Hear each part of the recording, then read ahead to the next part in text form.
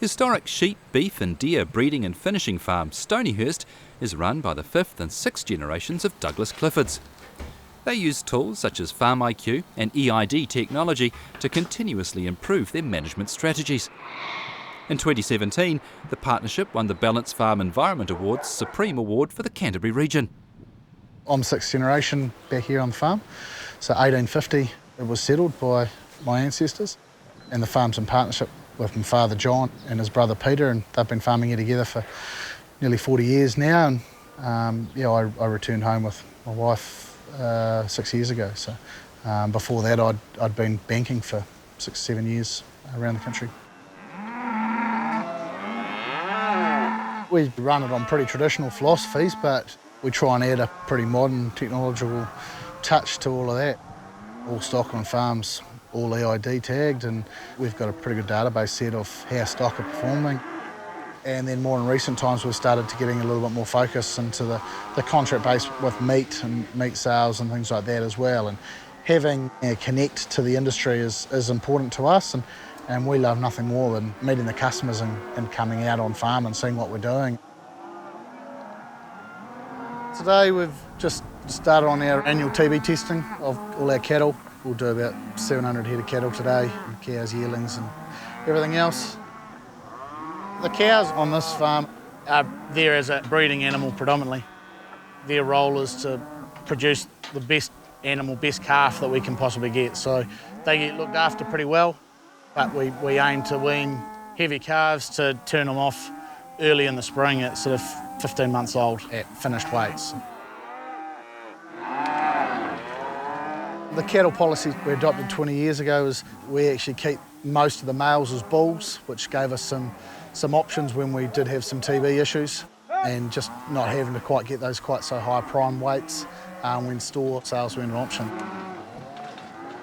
Hopefully after today we'll be at C9, so we're slowly working our way up the chain, and there's been a heck of a lot of work done over the last 15-20 years on TB eradication in the area, and especially through the Blythe Valley.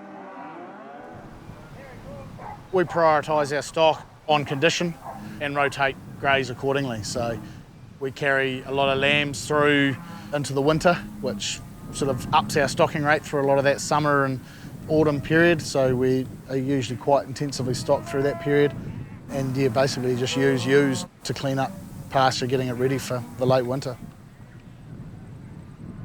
The calves this year have been outstanding, so we'd be at some of our highest levels we've been in for the last 5-6 years at least. So well and truly back to pre-drought levels, and possibly a bit better this year. Smartwool's an American company, and they're heavily involved in the outdoor market over there, and have, I think, about a 40-50% market share in socks and outdoor apparel.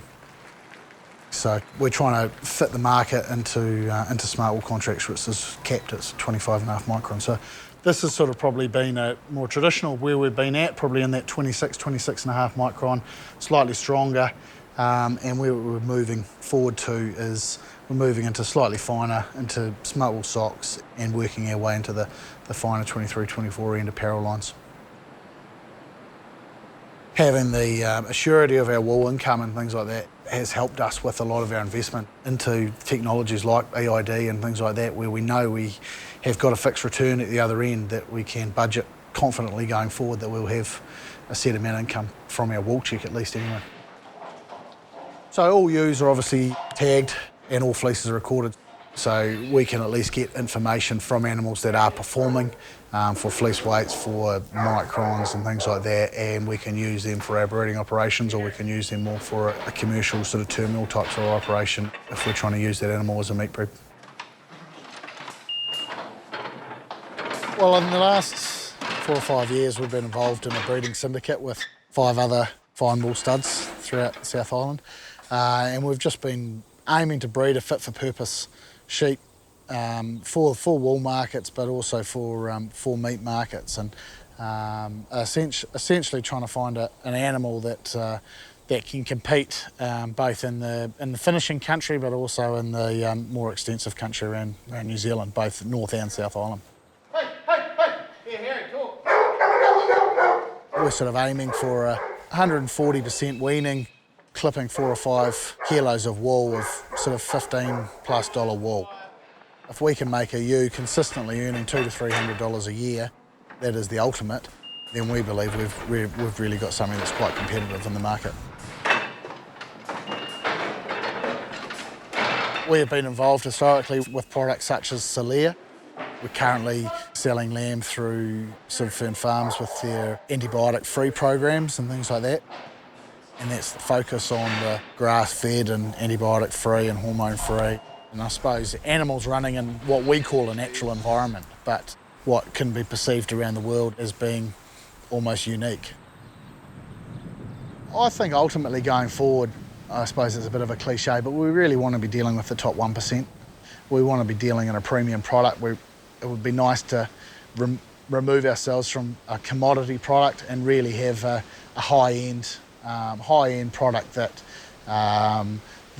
we're not feeding the 8 billion, we're feeding the 30 or 40 million people in the world, and both through fibre and through meat. That would be where I'd like to see ultimately things progressing in the next 30 to 40 years.